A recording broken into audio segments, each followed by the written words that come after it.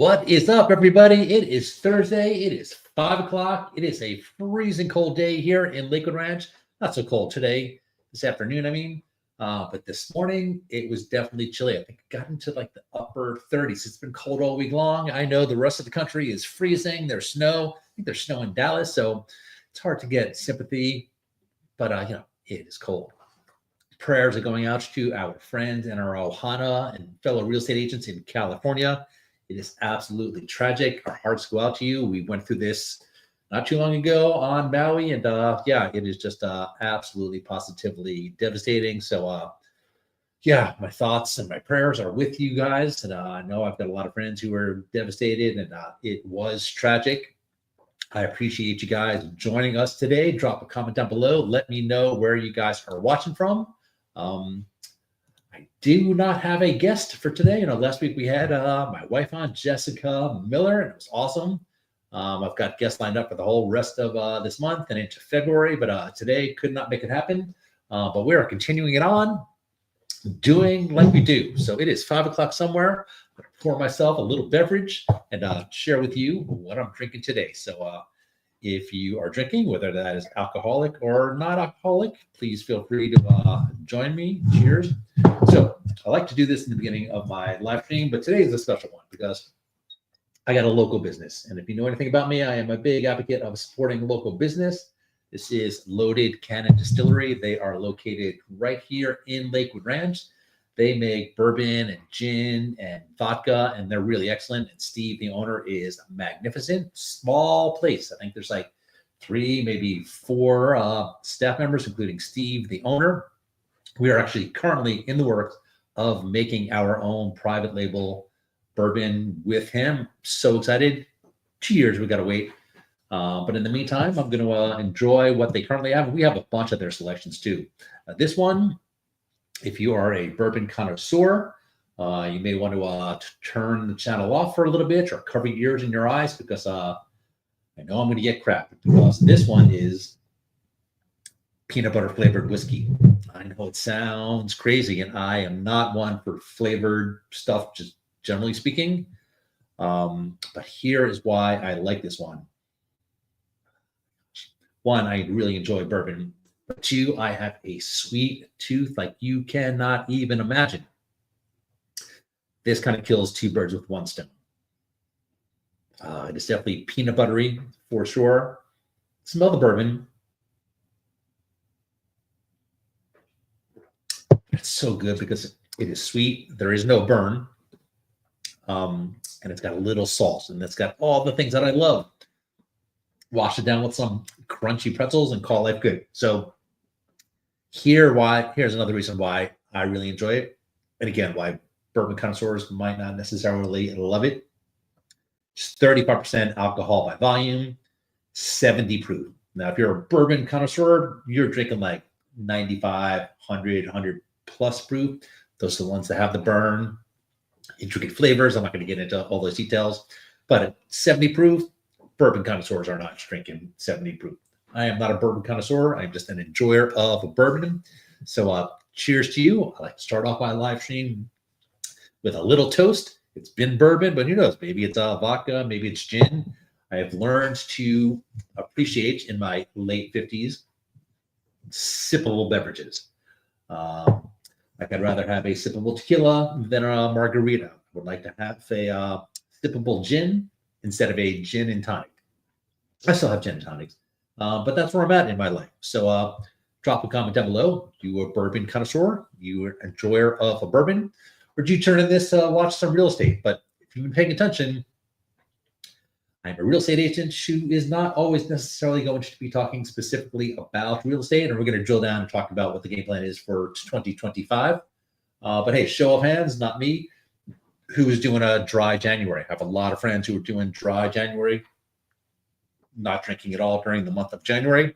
Kudos to you. You are allowed to do that one. My wife, Jessica, is doing that one. She had a glass of champagne on New Year's Eve. And then otherwise, I think she's at like 40 days without drinking. So I'm very proud of her. Or are you somebody who's doing 75 hard? 75 hard. I don't know all the gist of it, but it's definitely 75 days without drinking. That is for sure. You have to do some kind of a exercise program. But anyway, kudos to you if you were doing that one. Yeah, so our new format, the live stream, we plan on having guests and having it more like real estate agents to just talk story. Talk story is something that verbiage they use in Hawaii about just having a conversation. So that's what I want to do. Some of it might be real estate. It will be real estate, but for the most part, it is not always going to be just real estate. So think of it more like just having a conversation with somebody who happens to be a real estate agent.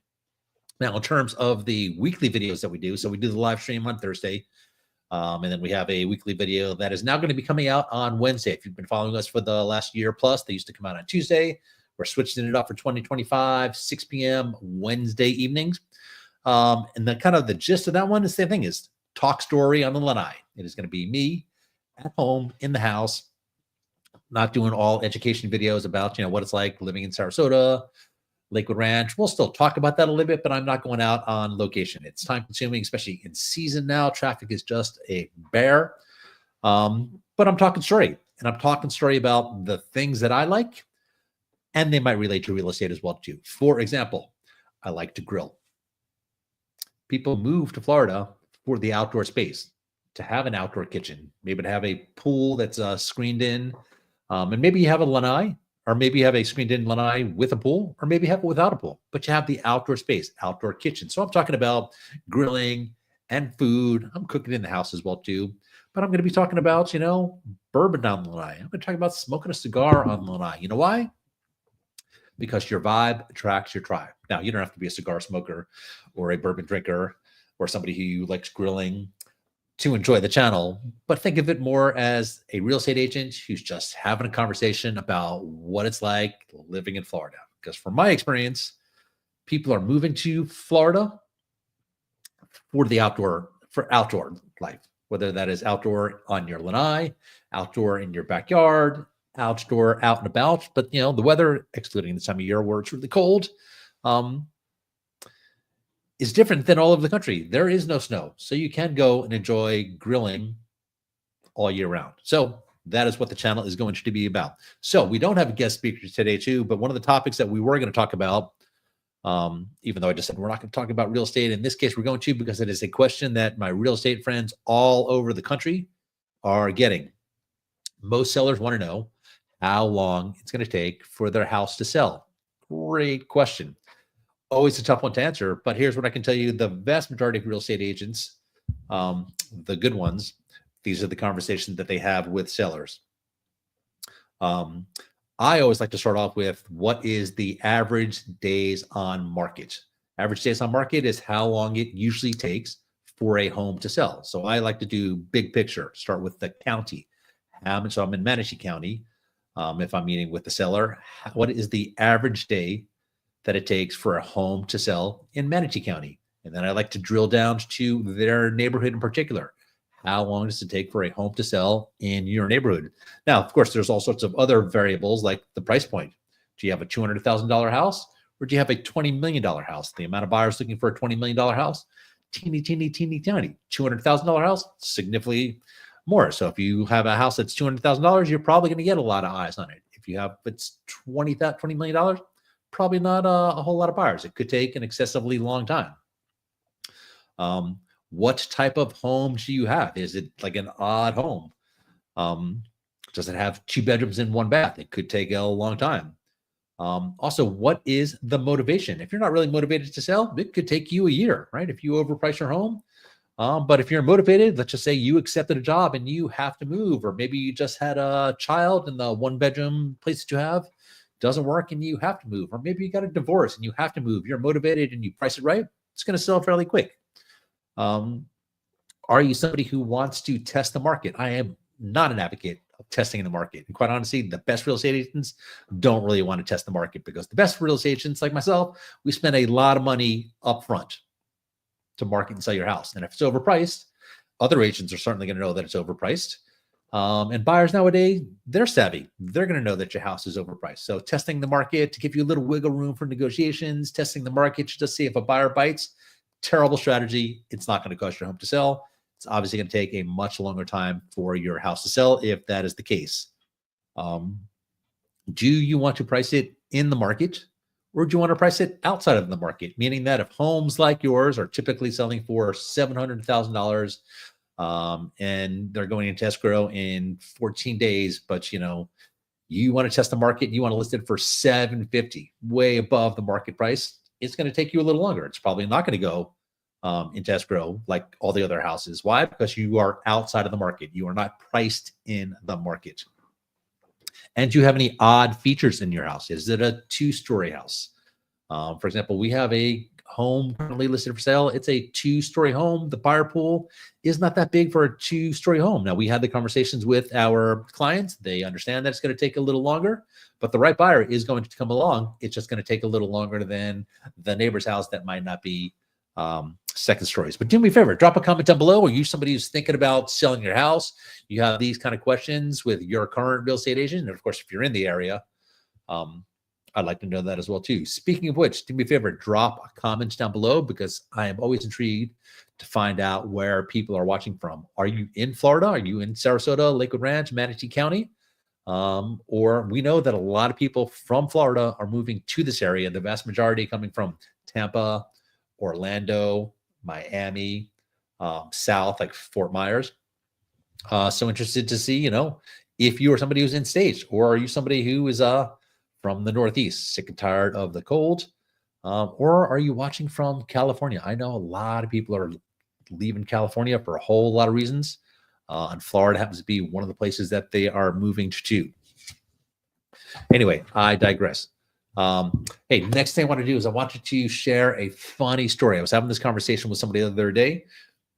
I always jokingly say that I'm going to write a book about some of the weird things that happen in real estate, but this one was a kicker. And if I am ever going to write a book about weird things that happen, this is probably going to be on the first chapter. So I had a couple that was doing a simultaneous close. So a simultaneous close is when you are selling a place and buying a place, and the transaction all kind of happens on the same time. It's a lot of coordination with the title company. You close on your one house, they take the funds from that house and they take it and put it toward the proceeds for your new house. In Florida, they happen kind of on the same day. You can't take ownership of your new house until you officially close on the house that you're selling. So in this case, the clients, our sellers, were running late, which is terrible because you still have to close on your house and go to the title company to sign all the paperwork, and theoretically exchange keys. Now, in this case, I already had the keys from the other agent. Now, I've done this plenty of times before. I know that I cannot legally give my clients the key to their new house until we are officially closed. So anyway, they are running late. They're running very late. And it's just the wife, because the husband is at the new house, his new soon-to-be house, not his house, waiting for the cable guy, because he wants to make sure when he moves in, he's got cable. He is calling me up. The wife is calling me up. Adam, I'm so sorry. We're running late. Husband's calling me up. Hey, can I get in the house? I'm here with the cable guy. I can't let you in the house. I can't even have you install cable because it's not theoretically your house. Then I have the buyer, who is not my client, but has my telephone number. Why? Because it was listed for sale and my sign is in front of the house with my phone number. He is calling me furious because he is now officially out of his place. I can't remember if he sold a place or if he was renting a place, but either way, so he is ticked off because he can't get into his new place. He's got movers. There's the truck there waiting, and it is just a disaster. I mean, it was just insane for the longest time. Anyway, fast forward, we closed late that day. Everybody was stressed. Everybody was frazzled. It was just insane. But here's what happened later. A couple things. One, the client who bought the property, not my client, somebody else's client, calls me up years later to sell the property. So even though he was really angry with me at the time, called me up to list it, didn't call his agent who helped him. And then our clients who bought a place, we helped them buy that place too, called us up, and I can't remember if it was months or a year later, freaking out, furiously angry, because they were replacing their refrigerator. And when the company came in to pull the refrigerator out to exchange it with the new refrigerator, they found out that there was a giant hole behind the refrigerator. Now, I don't mean like a hole like this. I mean, somebody cut like a 18-inch by 24-inch hole. Like there was nothing there. You could see the electric wires. You can see the structural beams in there, and they were furious. And they wanted to know, one, why the sellers did not disclose that, which is right. They should absolutely have disclosed it. Fast forward, what had happened? Well, I don't know if this was true. We will never know it was true, but I called the listing agent months later or a year later, whatever it was. And that agent had told me that that refrigerator was there when her clients sold the place. So it could have theoretically been there prior. Now, there's no way to test that and track that to see if that was the case. But my clients wanted to know how the home inspector did not catch that.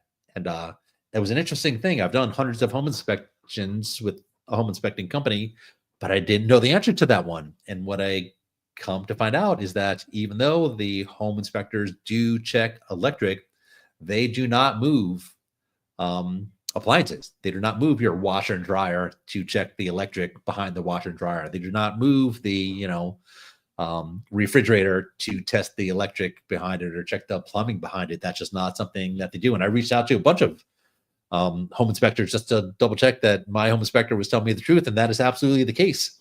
Drop a comment down below if you are a real estate agent who have had that experience elsewhere before too, but I had not heard that ever before, but that was the case. And it was super, super strange. So that was my story. I am sticking to it. And hey, I wanted to tell you too, while you are watching, first of all, appreciate you guys watching. Do me a favor, smash that like button, subscribe to the channel if you want to hear me talking and drinking bourbon. Cheers, by the way. We have two different channels. The one you're currently watching, which is 941 Lifestyle Group. It's all about moving to Florida, all about living in Florida. It's all about the lifestyle. The second channel, you can see the scroll down below, 941 Premier Home Tours, and that one is nothing but home tour. Some of them are our listings, some of them are other agents listing who knows that we do a great job at marketing, but it's also a lot of model homes. So if you'd like to see property tours, go check out that channel as well. My contact information and links to these channels will be in the description down below. My real estate tip of the week also came from other real estate agents. I'm having conversation with real estate agents all over the country about, what kind of conversations they're having, what questions that they're asking. And of course, my wife, Jessica, who works strictly with buyers.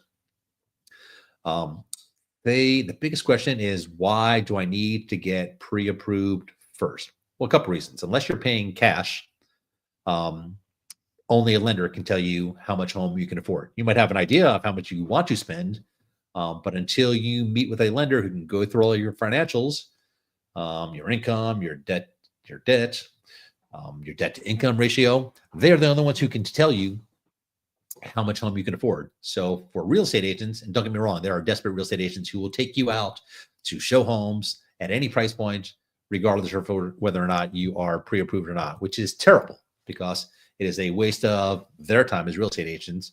It's certainly nice for you to go check out homes, but it's definitely a waste of your time because if you're not pre-approved and you're not paying cash, you are not in a position to buy a home.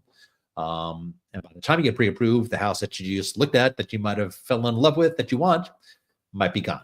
So, and it's definitely not fair to the seller. And if you've ever sold your home before, I think you might have a different feeling on it because if you're a seller, you might have to leave your house to show a home, right? You might have to take your dog out to have the home shown. You might have to take your kids out. You're going to have to clean your house to show the home, theoretically, to somebody who's not even in a position to buy the house. So it's not really fair.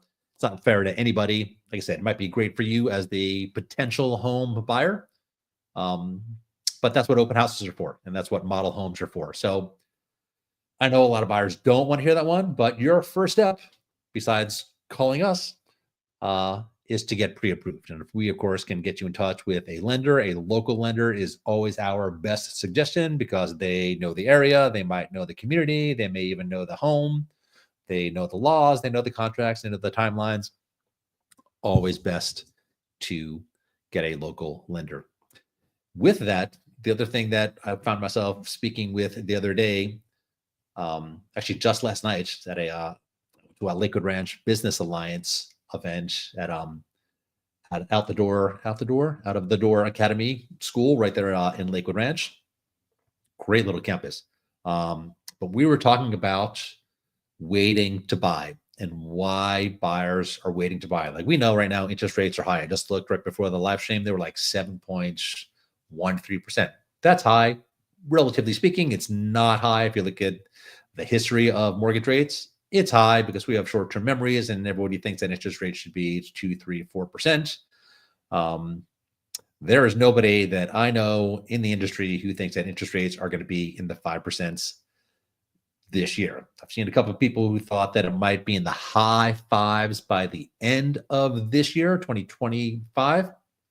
But to be honest, it might be 2026 before they get that low. So some buyers are getting used to the fact that interest rates are going to be in the sixes, potentially the sevens. But are you not buying because you're waiting for the rates to drop? Are you not buying because you're hoping that the prices are going to drop? Now, I know Manatee County last month, prices dropped. In Sarasota County, though, they went up. Are you waiting to potentially save more money? That's a biggie. I mean, you need anywhere from 3% to 20% down, depending on, the type of loan.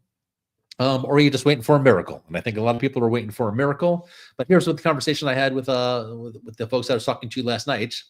Part of it is just having a different mindset, because a lot of people now, a lot of people can't afford a house, but if you're in a position where you can afford a house, maybe this time around you can't afford $1 million house at 7% interest rate, which is understandable. I'm just using $1 million as a round number. It could be a $500,000 house, but let's just say it's $1 million house.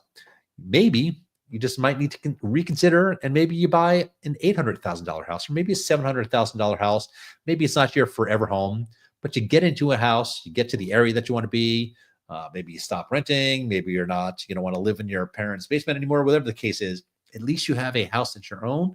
And it's likely that prices are going to go up eventually, long term, and you'll have equity, and you'll be able to use that to buy a home down the road.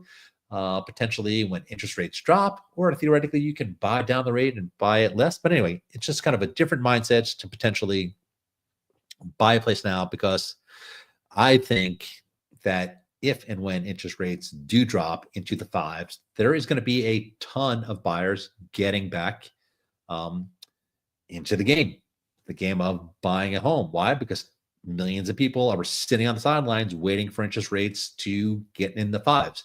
And what do you think happens to home prices when there's more buyers competing for a home? Do you think prices go up, or do prices go down? Of course, prices are going to go up. So theoretically, maybe you save some money on the interest rates, but now you're paying more for the home because you waited until everybody else got in on the market. Anyway, that is just something to consider.